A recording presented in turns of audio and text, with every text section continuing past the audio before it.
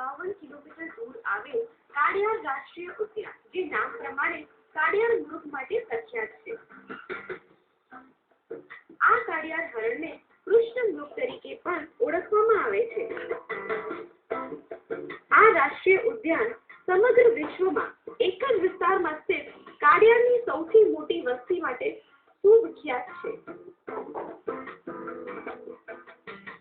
આ અભયારણ્યમાં કાળિયાર સિવાય સસ્તન પ્રાણીઓની 14 પ્રજાતિઓ અને 140 થી વધુ પક્ષીઓની પ્રજાતિઓ જોવા મળે છે. વેરાવદર નેશનલ પાર્કનો જે ટોટલ એરિયા છે એ 3452 એટલે કે 3452 સ્ક્વેર કિલોમીટર એરિયા છે અને આ આખો વિસ્તાર છે બિલકુલ કોમ્પેક્ટ છે. અને આ સિવાય વેરાવદર નેશનલ પાર્કની અંદરના જે જંગલ જાહેર કરેલા છે એ લગભગ 2211 હેક્ટર જેટલો વિસ્તાર છે.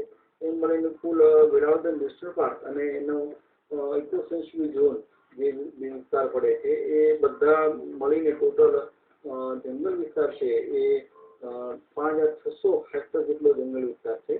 અને આ જે વેરાવદર નેશનલ પાર્ક અને ઇકો સેન્સિટિવ ઝોન છે એમાં લગભગ ભાવનગર અને વલભીપુર તાલુકાના 32 ગામ જેટલા વિસ્તારનો સમાવેશ થાય છે. વેરાવદર નેશનલ પાર્કના જે ટુરિસ્ટ માટે પ્રવાસીઓ માટે વાત કરીએ તો એ પ્રવાસીઓ માટે પાર્ક 16 ઓક્ટોબર એટલે દિવાળીના આસપાસ ચોમાસું પૂર્ણ થાય ત્યારે ખુલે છે અને જ્યારે વરસાદની સિઝન આવે છે જુલાઈમાં ત્યારે 15 જુલાઈથી પાર્ક આપણે બંધ કરીએ છીએ. 4 મહિના પાર્ક બંધ રહે છે.